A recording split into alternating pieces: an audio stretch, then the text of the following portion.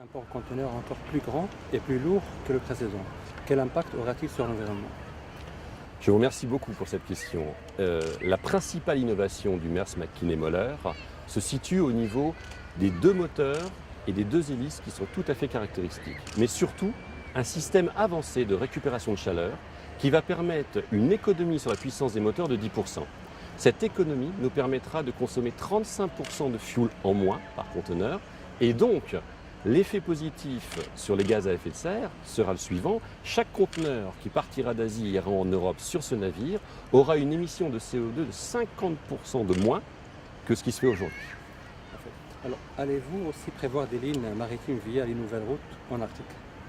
L'évolution climatique affecte la topographie mondiale, sans aucun doute. Et le fait de partir d'Asie et aller en Europe via le détroit de Bering au lieu de Suez est aujourd'hui quelque chose qui n'est pas d'actualité, mais que nous prenons tout à fait au sérieux parce que nous étudions le cas. Et il est tout à fait probable que dans les décennies à venir, ça sera visible. Parfait. Votre modèle de prévision prend-il en compte l'éventualité d'une mondialisation et se fait dans contradiction du transport international? Aujourd'hui, Maersk Line opère à peu près 600 porte-conteneurs dans le monde. On a des grands porte-conteneurs pour les grandes routes comme Transatlantique, Transpacifique, Asie-Europe. On a des porte-conteneurs plus petits ou plus modestes pour les dessertes régionales. Pour un armateur, ces bateaux, ce sont des usines flottantes. Donc nous avons l'habitude et l'agilité de bouger selon l'évolution des marchés macroéconomiques. On l'a vu lors de la dernière crise de 2008-2009 et nous sommes tout à fait prêts à envisager des ajustements en cas de variation de sourcing selon nos clients. Concernant la mise en place des autres bateaux de la série Triple E, quelle sera l'échéance?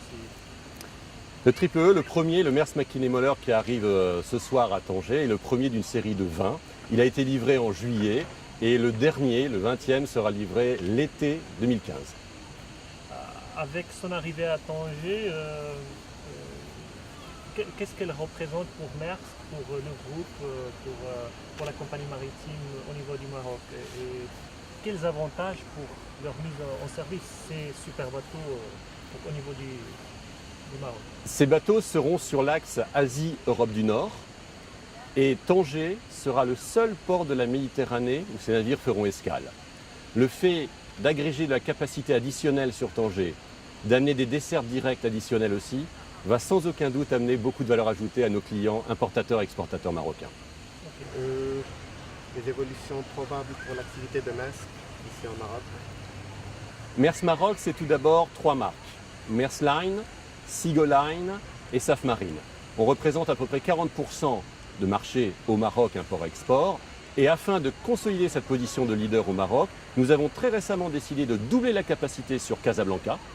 Et aussi, après avoir lancé il y a 3 ans un service direct Agadir-Saint-Pétersbourg en Russie, et du fait de ce succès, nous avons décidé pour la saison à venir, d'ici octobre, de doubler cette ligne et pour pouvoir donner à nos clients marocains exportateurs plus d'opportunités pour pénétrer ces marchés à la fois russes et polonais.